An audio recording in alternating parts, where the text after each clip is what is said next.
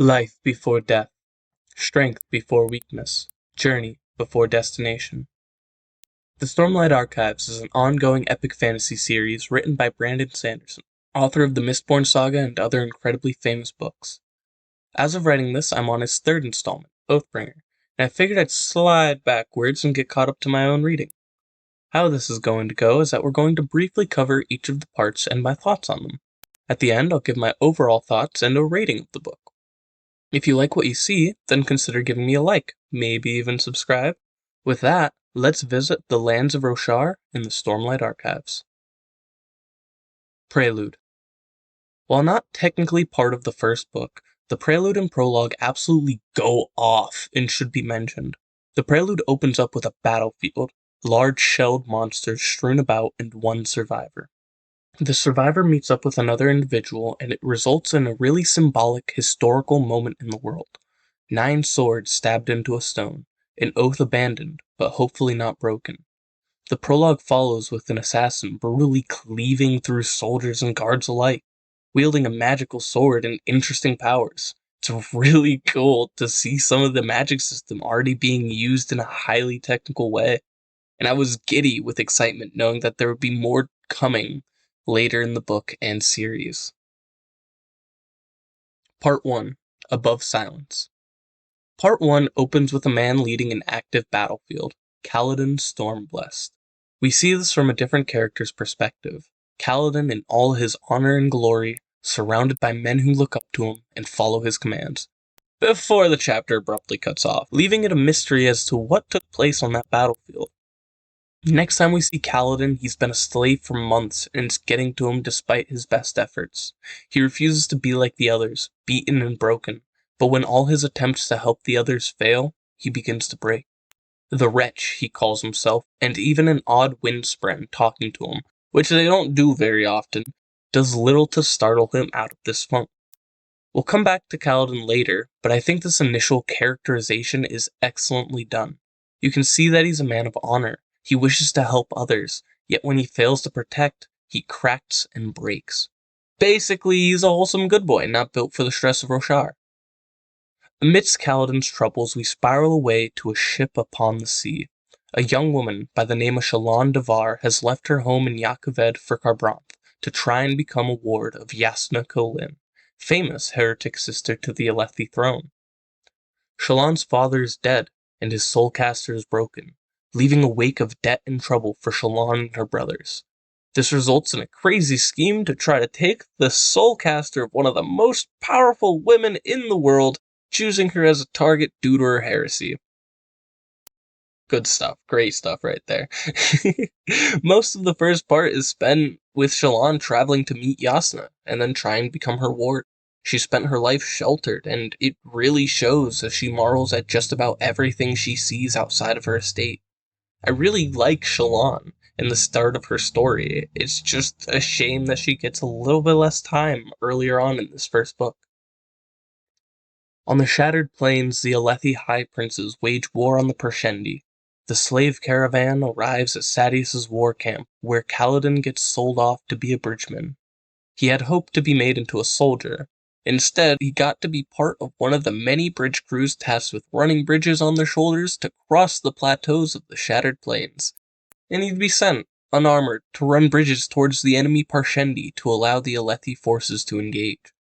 This is where the Wretch truly comes out to play, as Kaladin spends the rest of the first part running these bridges, depressed at the death around him.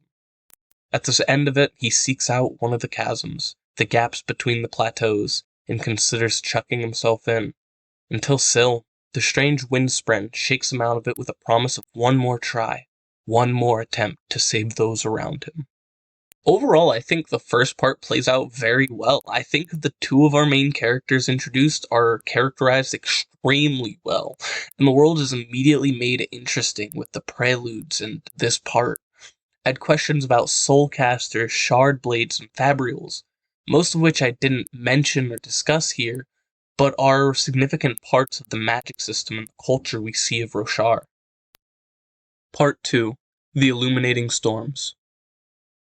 We enter Part 2 with an Alethi procession heading to hunt a chasm fiend. a large shelled beast that prowls the chasms between plateaus. The king, Alucard Kholin, is there, accompanied by High Princes Dalinar Kholin and Toril Sadius. When the chasm beast suddenly attacks and Alucard is thrown from his saddle by a broken strap, nearly resulting in his death, he becomes suspicious that assassins are out to get him. Dalinar Kholin, meanwhile, has been plagued by visions telling him to unite the High Princes of Alethkar. He's forced to act out these visions during the frequent high storms, causing rumors to swirl about the war camps. Even his own sons worry that he's going mad or cracking from old age. Dalinar himself struggles with whether these visions are real or not. While this is going on, we find out more about Kaladin's past, his time as a young boy living in Hearthstone. His father was a surgeon, friends with the town's Bright Lord, and Kaladin was training under him. He had a younger brother named Tien, and a best friend named Laurel. He had never touched a weapon until one of the farmer's boys challenged him to prove a point. That point is that you're clean and I'm not. I don't know. But right then and there, Kaladin Stormblessed was born, and his trajectory was thrown askew. He wanted to be a soldier, to wield a weapon, and feel that sensation again. But how to tell his father? The part culminates with Dalinar Kholin coming to the decision that he would step down from his princedom in favor of Adolin. At this point, he's made entirely unsure of himself by his son's arguments against him. He believes himself incapable of leading if he can't even rule over himself. All in all, I love the way this second part, as its name, illuminates some of Kaladin's backstory, as well as the politics of the Alethi court.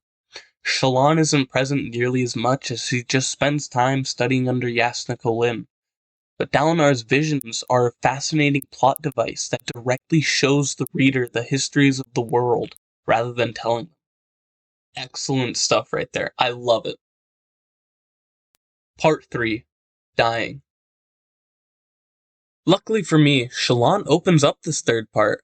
After spending time with Jasnah Kholin, she's uncertain whether she wants to go through with stealing the Soulcaster. Despite Jasnah's reputation and their initial interactions, she cared for Shallan, and taught her things she could only dream about. It isn't until Jasnah gives Shallan a lesson on philosophy, murdering thieves with that Soulcaster to prove a point, that Shallan steels herself to steal the Soulcaster. After saving the injured and working tirelessly to heal and take care of them, Kaladin starts to get through to the forlorn bridgemen. He trains them with the bridge and concocts a plan to keep the whole crew alive. When this plan works, however, he realizes what he's caused. All the other bridge crews had tried and failed to perform the maneuvers that Bridge 4 pulled. With Bridge 4 being too difficult of a target, and the other crews being much easier targets, the entire plateau assault turned into a massacre. For his commanding officer's failure to control him, they were executed. For his insubordination, he was hung out in a high storm, which is essentially the same thing. When he survives, his men, and everyone in the war camp, are dumbfounded. People don't survive high storms unprotected, yet he did, for now. He was like hamburger meat, flayed and barely alive, and if he were to survive, it'd be weeks or months of time before he could even move. So, naturally, when he got up after 10 days, he and his men knew something was suspicious. He was capable of taking in stormlight, light present in their currency and recharged from the high storms, and it heals him. This help explains how Kaladin and his men survived as long as they did, as stormlight has properties called lashings, which pulls objects towards the lashed object. He was accidentally lashing the bridges they carried on runs, resulting in arrows not hitting him even if he was in the front row. On Shallan's side of things, she experiences her own near-death situation. An Ardent, a priest-like holy person that she got along with very well, ended up inadvertently poisoning her while attempting to get to Jasnah. Without her Soulcaster, Jasnah would be unable to save Shallan.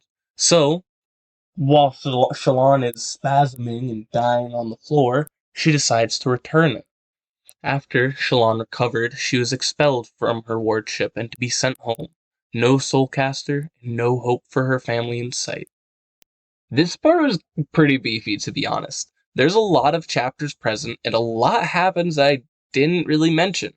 Dalinar informs his sons of his intention to step down, and I believe Sadeas is given charge of the investigation into the king's assassination attempt.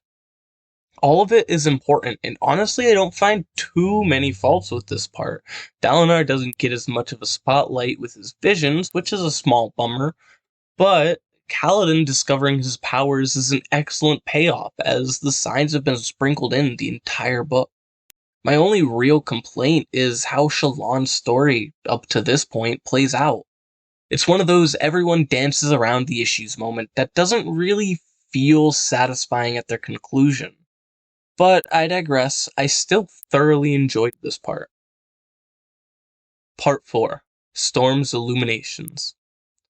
Just like before, with Shallan, this part opens up with Dalinar after his drier Part 3. As he awaits the coming high storm with his sons, they try to convince him, again, to not step down. It's not until Navani Kholin, widow to Dalinar's dead brother and mother to the king, arrives that they can convince him. Navani proposes that they seek out some way to verify if Dalinar's visions are true, to see if he's actually crazy. This idea intrigues Dalinar, and when his next vision strikes, he searches for some clue of authenticity. When he finds it, it pushes him to try to unite the High Princes once more. However, the only one that takes him up on the offer is Toril Sadeas, Dalinar's once friend, now frenemy, but it leads to a very fruitful partnership. Kaladin recovers from his storm-born injuries and is confronted with a new Bright Lord. This Bright Lord is not a fan of Bridge 4 and assigns him to do bridge runs every day in an attempt to get them all killed off.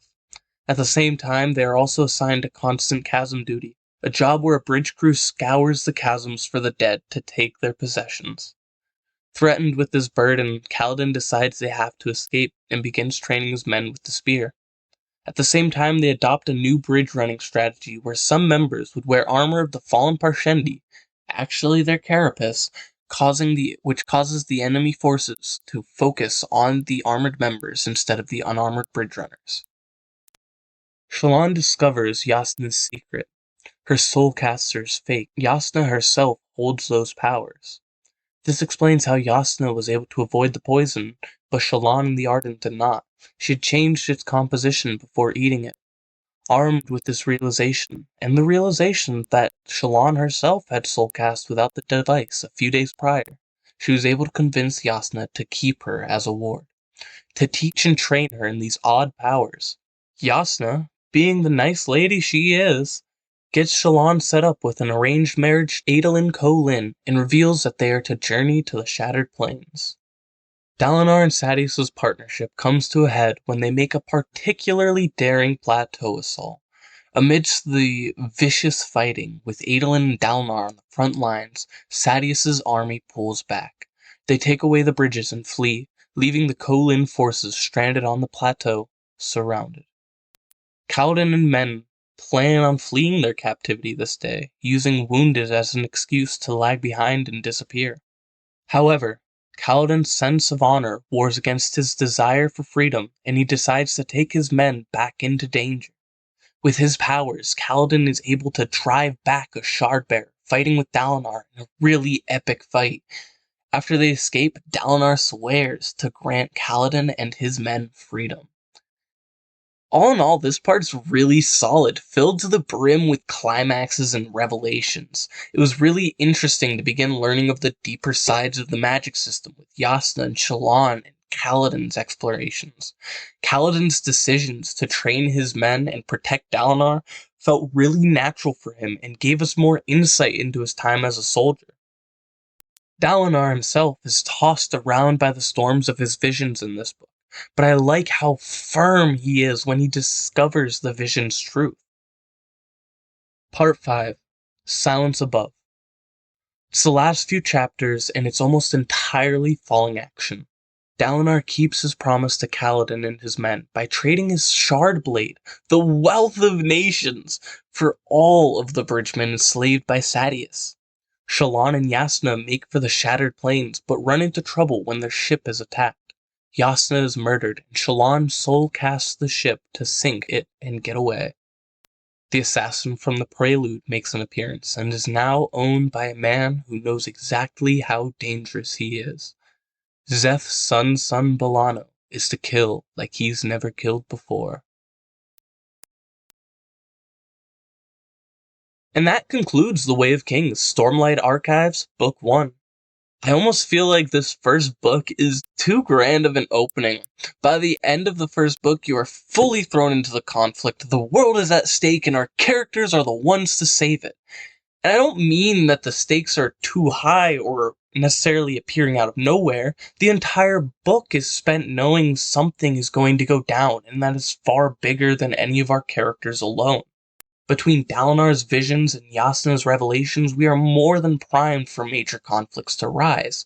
I just feel that there wasn't enough time questioning if the world is at stake, just to slam into, oh shit, it's happening! Yasna more or less just outright tells Shallan that the Parshmen, cousins to the Parshendi, are the big bads, even if little else pointed towards it at the time. And I pointed out another line to a friend said by Dalinar Kholin that I feel is just the nail in the world at stake coffin. It's just maybe a little bit awkward. After Kaladin in Bridge 4 saves Dalinar's life on the Shattered Plains, the High Prince having been abandoned by Sadeas, Dalinar goes up to Kaladin and claps him on the shoulder. Alethkar needs you, son. Storms, the whole world may need you. And to me, it just feels a bit sudden.